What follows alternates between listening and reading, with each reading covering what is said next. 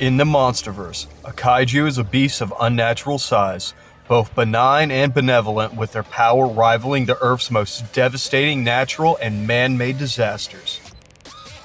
But what happens when you pit these titans against one another with a crown-eating titan at the helm? Let's destroy the city. Godzilla Battle Line was released in June of 2021 and is published by Toho Games. This game still receives very regular updates for events. The last one I saw listed was a Jet Jaguar event from 2025. I have an addendum to this.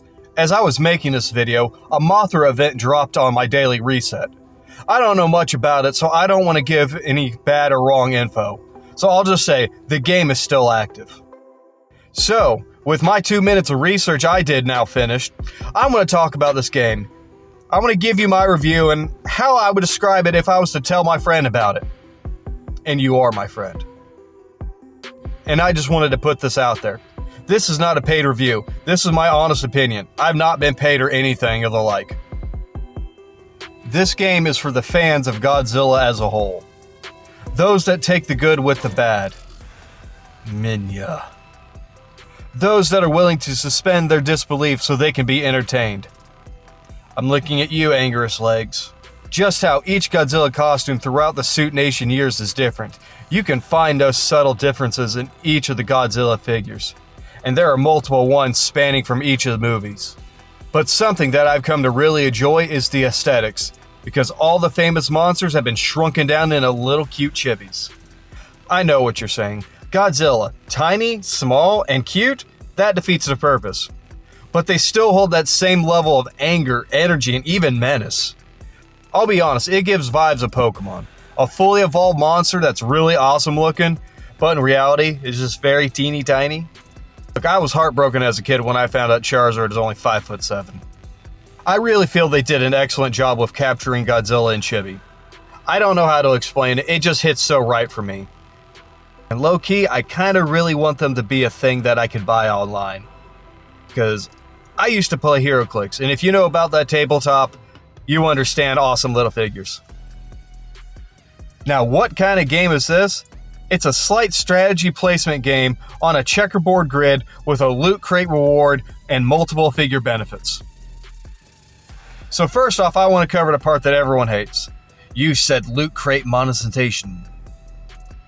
Yes, every game does it, but I'm cheap and I try to play the game as absolutely free and penniless as possible. I wouldn't be playing this one if you had to dump grotesque amounts of money into it just to be able to play it.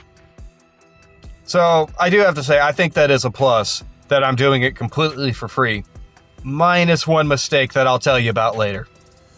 So, the plain breakdown. You battle people, you get a reward. The loot crate. Then you have to set it on a timer and open it, and that's how you get low rarity and duplicate pieces. As you get duplicate pieces of the same figure, you need to bust out the super glue and keep gluing them together to make one super piece, and that's how you increase the stats. Feed him his own brethren like the cannibal.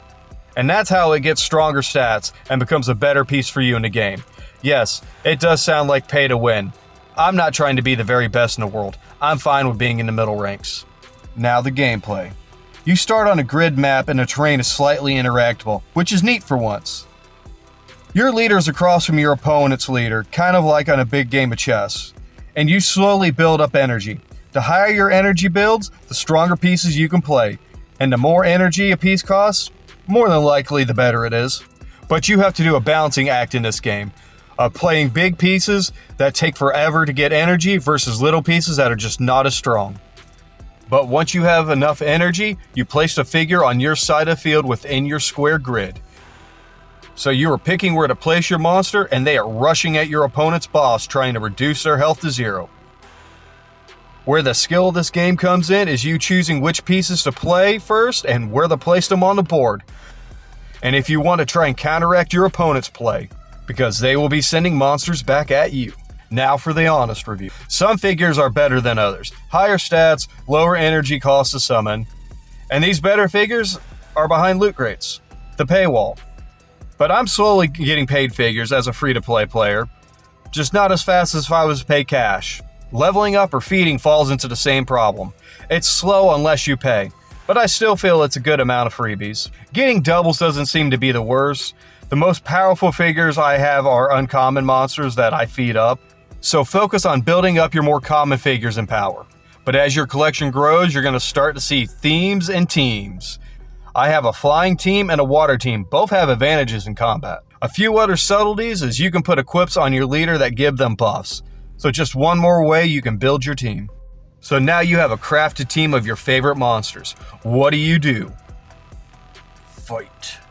First, I want to say let's hit up the training spot. Here you get to fight the computer and try out your team. The difficulty is kind of a joke. Even if the AI just played cards as quickly as possible, then it would give some challenge. But as of right now, it's just not there. FYI, brain dead or not, don't let a child play this game. There's no currency transfer protection. AKA, go buy gems and then use those gems to buy the item. Nope, straight to cash. So for $5, I'm no longer free to play. But hey, that was my mistake to make. And now I'm making a Godzilla video because of it. The second tab is free battles. This is playing against another human, and all your figures are set to max level. So this is a playlist for anyone that only got one of a figure but still want to try it. This tab is both good and bad. Good, you could play against someone completely new, or bad because you could play against someone who has figures you've never seen before and they're just going to stomp on you. I think there needs to be some kind of team point buy bracket or something. It is a metric the game measures.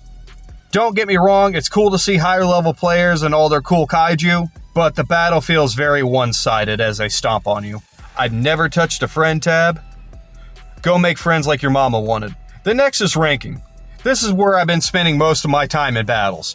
I do not claim to understand how they do the rank. This is only my observation. You get points by winning. You get more points, you go up in rank. Bronze, silver, gold. Anyone can be in that bracket, a max player or a newbie, as long as they have the points. Your rank doesn't go down on a loss, so just keep grinding. Hey, it's future me here, editing again. So I have another addendum that I want to add in. After you get a certain point in the ladder system, you do start to lose rank. But that's when it seems like they're stopped giving out the free character rewards and you're actually getting the in-game money for going up in rank. So I've seen that in other games and that's kind of expected, so not a horrible thing. Stronger players get quick, easy wins and move up into brackets. So as the season continues, they leave the free guys behind. This seems to be how Toho is dealing with the power scale. Let them fight it out and the strong will climb away and leave the lower ranks. So my current rank is around gold. I still get a lot of one-sided ass beatings, but I'm also starting to end my matches as close games. And that's what I enjoy. So I say grind until you hit your sweet spot. Would I say try this game? If you like Godzilla, yes. If you only like one specific kaiju, then probably not, because the RNG of this game, your best figure and your favorite are not always the same. I wish this game had more NPC battles, especially if they had specific challenges, so there would be incentive to use pieces that you would never normally use in ranked. But overall, if you can resist the urge to spend cash for digital kaiju, it's a fun game.